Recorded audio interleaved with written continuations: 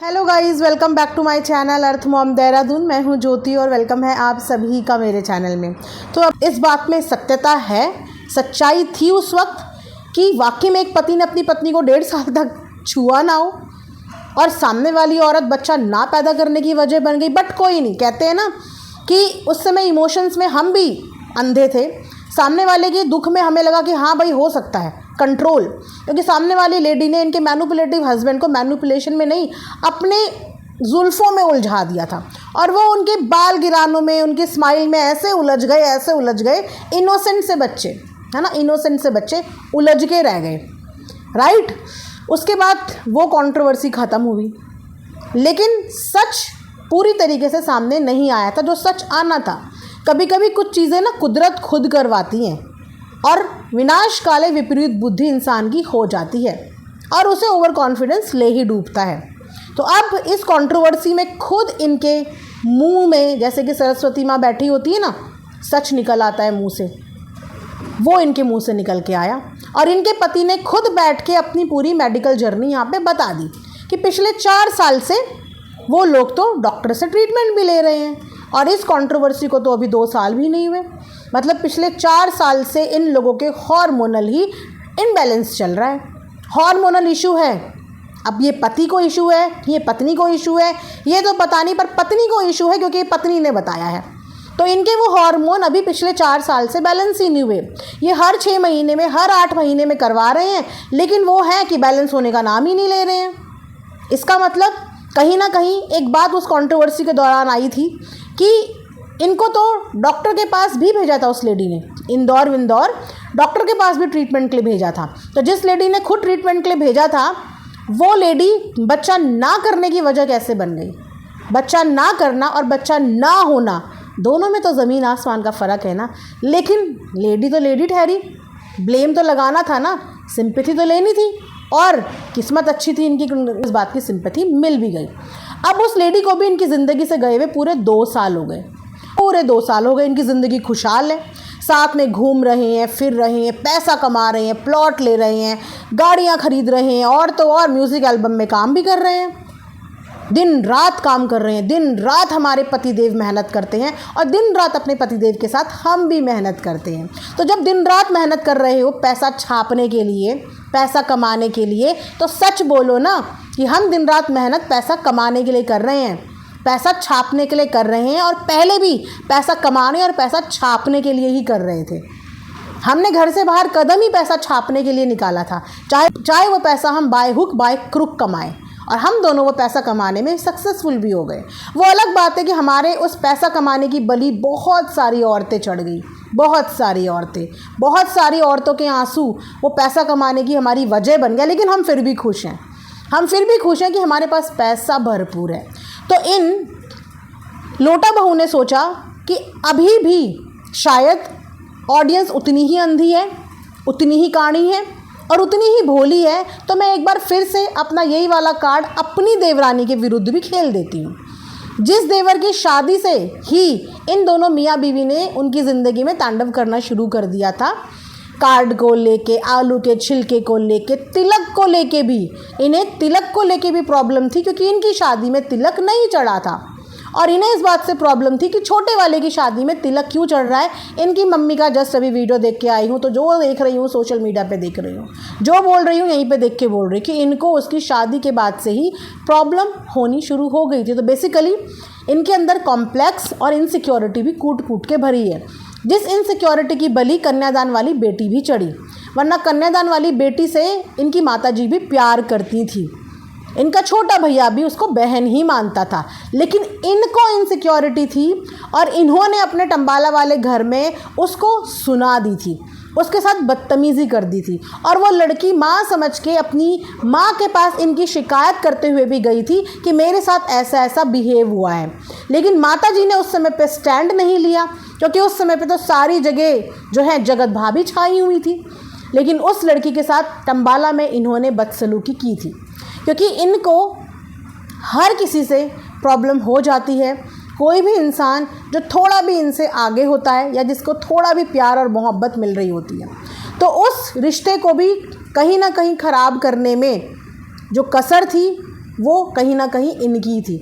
तो उस रिश्ते को भी ख़राब करने की शुरुआत तंबाला से ही हो गई थी। उसके बाद अब जब इन्होंने अपनी देवरानी के साथ ये बदतमीज़ी करी तो इन्होंने फिर से वही वाला कार्ड खेला कि मुझे बच्चा ना होने के लिए ताने मार रहे हैं। ना तो उस वक्त आज से 3 साल पहले इनकी सास ने इनको ताना मारा था, ना ही इस वक्त इनके देवर ने इनको ताना मारा है, ना ही इनकी देवरानी ने इन्हें ताना मारा है। बेसिकली इनको तो ताना किसी ने मारा ही नहीं।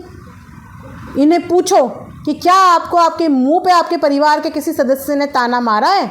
नहीं, वो तो 2 भाइयों के बीच की बात थी। एक को नीचा दिखा रहा था, दूसरा दूसरे को नीचा दिखा रहा था। इनको किसने ताना मारा? इनका जिक्र किसने किया? अब रही बात पीठ पीछे की, तो पीठ पीछे आप किसके लिए क्या बोलती हैं या वो आपके लिए क्या बोलते हैं, इससे आपको कोई लेना देना नहीं होना चाहिए। क्योंकि लेना देना तो तब होना चाहिए ना जब सामने वाला आपके मुंह पे बोल रहा हो। क्योंकि अगर बात करें आप दोनों मियाँ बीवी की, तो कितनी गॉसिप करते होंगे आप लोग, किस के बारे में नहीं करते होंगे आप लोग, किस के बारे में। तो कोई आपके नाम से आपको बुलाए या कोई आपको आपकी किसी चीज़ से बुलाए, वो आपको कैसे पता कि वो सच है या वो झूठ है। लेकिन ना तो ताना उस वक्त इन्हें गया, ना ही ताना इस वक्त इन्हें गया। इन्हें सिर्फ़ और सिर्फ अपनी देवरानी को गिराना था। इसीलिए ये इतनी बेसब्र होकर दोनों मियाँ बीवी प्लान के हिसाब से कॉन्टिन्यूशन में कॉल कर रहे थे, क्योंकि इनको वो कॉल रिकॉर्ड करनी थी और ये प्लान ये लोग कर चुके थे कि हमने अगले दिन इसका व्लॉग बना के इसको पब्लिक के सामने पेश करना है। क्योंकि ये लड़ाइयाँ दोनों भाइयों की ऑफ कैमरा थी, लेकिन दूसरे वाले को ये कंट्रोवर्सी की शुरुआत करनी थी। अब उसने किसके कंट्रोल में करी, ये तो यही दोनों बताएं कि मियाँ बीवी के कंट्रोल में है या फिर बीवी मियाँ के कंट्रोल में है। क्योंकि मियाँ बीवी दोनों ने आके इस कंट्रोवर्सी की शुरुआत करी। जिस वक्त में इनके पति बेड में बैठ के रात के 2:30-3 बजे व्लॉग बना रहे थे, ये पीछे जगी हुई करवटें बदल रही थी। उसके बाद इन दोनों ने मिलके देवरानी को फ़ोन लगाया। क्यों? देवर को क्यों नहीं लगाया? बात तो भाई भाई के बीच में हुई थी, देवर को क्यों नहीं लगाया? और भाई भाई की लड़ाई में ये बीच में क्यों आई? और इन्होंने इतनी श्योरिटी के साथ बार बार देवरानी की तरफ उंगली करते हुए कि तुम करवा रही हो, तुम करवा रही हो, तुम करवा रही हो, कैसे बोला? Over confidence. इन्हें लगा मैं वापस से यहाँ पे अपनी प्रेगनेंसी का कार्ड यूज़ करूँगी और हमेशा की तरह पब्लिक तो मुझे ही सपोर्ट करेगी। मिलियन चैनल, भोली भाली हमारी बड़की मम्मी, और तो और इनकी हेट का लेवल तो हमने तब देखा। अपनी देवरानी को सुनाया तो सुनाया, इन्होंने उस मासूम बच्ची को भी बीच में घसीट मारा, जिस बच्ची के नाम से आज की डेट तक भी इनका पति व्लॉग छाप रहा है। जिस बच्ची के पैदा होने से लेकर अब तक न जाने ये दोनों मियाँ बीवी कितने व्लॉग छाप चुके हैं और कितने व्यूज़ बटोर चुके हैं।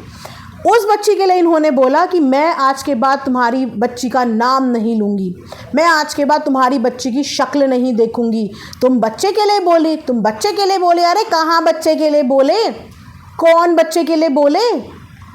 शक्ल नहीं देखेंगी ये, लेकिन अपनी वीडियो सजा के ज़रूर रखेंगी।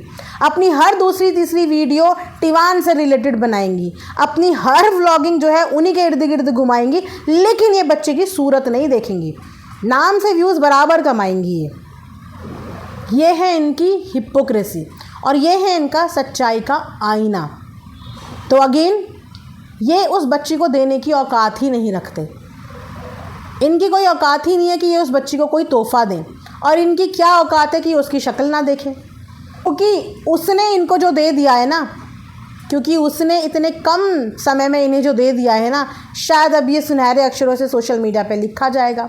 उसने वो इन्हें दे दिया है, उसने इनकी रियलिटी सामने ले आई। कहते हैं ना, माध्यम कभी ना कभी कोई बन जाता है। और वाकई में जिन नवरात्र के शुभ दिनों में वो बच्ची कंसीव हुई है, वो माँ दुर्गा का ही रूप है। सत्य देर से आता है पर आता ज़रूर है, और शायद ये सत्यता, ये रियल नेचर आना था, ज़रिया बच्ची बन गई। तो तुम उसे गिफ्ट दो या ना दो, उसने तुम लोगों को भरपूर गिफ्ट दिया है अपने पैदा होने से लेकर अब तक। काउंट कर लेना, हर व्लॉग का रेवेन्यू काउंट कर लेना, तो तुम लोगों ने उसे 25,000 की FD खैरात में देने की बात कर रहे थे, उसने तुम्हें लाखों रुपए यूं ही दे दिए होंगे, जिसका उसने आप लोगों से एहसान भी नहीं मांगा होगा। तो थैंक्स करना, जिस बच्ची का आप लोग मुंह नहीं देखना चाहते ना, उसका थैंक्स करना कि उसने इतने कम समय में, मात्र 20 दिन में आप लोगों के चैनल को कहाँ से कहाँ पहुँचा दिया। कहाँ 20, 30, 40 हज़ार में पड़े थे और कहाँ 2, 3, 4 लाख तक पहुँच गए। तो ये था कुछ कड़वा सत्य, जो आई एम श्योर कि कुछ लोगों को कड़वा भी लगने वाला है, बट ये कहीं ना कहीं सत्य है। और ये सत्य मैं सोशल मीडिया पे जस्ट अभी देख के आ रही हूँ। तो इट्स हाई टाइम कि मेरी तो आंखों पर से बंधी हुई पट्टी खुल चुकी है। Now it's your turn. बाकी प्यार अपनी जगह है, अंधापन अपनी जगह है, लेकिन अपनी कमज़ोरी को अपना हथियार बनाना अब बंद कर दो, क्योंकि ये ना तो कमज़ोरी है और ना ही ये हथियार है कि इसको हर कंट्रोवर्सी में यूज़ करो। ये हथियार नहीं है। तो जो हो वो रियल रहो, और जो नहीं है उसके लिए कोशिश करो। यहाँ पे आके आंसू बहाने से कुछ नहीं होगा। यहाँ पे आके हर साल किसी के ऊपर ब्लेम लगाने से कुछ नहीं होगा। जो भी होगा वो तुम दोनों से होगा, और जो भी होगा वो डॉक्टर से होगा। बाकी पब्लिक से कुछ नहीं होगा। तो अब ये वाला कार्ड तो यहाँ पे कैंसिल हो गया, जो मुझे नहीं लगता कि अब आगे तक चलने वाला है। तो कोई नया कार्ड खेलने का प्लान करो। वैसे भी प्लानिंग करने में, प्लॉटिंग करने में दिमाग है दोनों मियाँ बीवी का। कुछ अच्छा प्लान करो इस बार, जो अगले 3-4 साल के लिए काम करे। फ़िलहाल 2026 में आपका ये वाला इमोशनल कार्ड तो कैंसिल होता है। इसी के साथ गाइज़ इस वीडियो को एंड करते हैं। Thanks for watching Earth Mom Dehradun. Bye bye, take care, love you all.